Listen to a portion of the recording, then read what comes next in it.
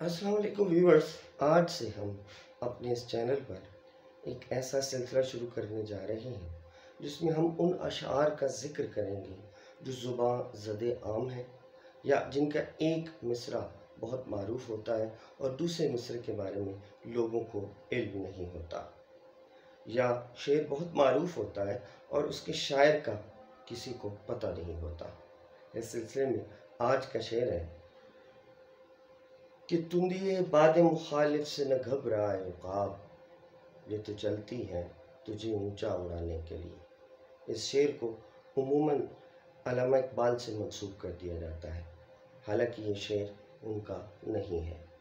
ये शेर सैयद सादिक हुसैन का है, जिनका ताल्लुक शकरगढ़ की तहसील से था।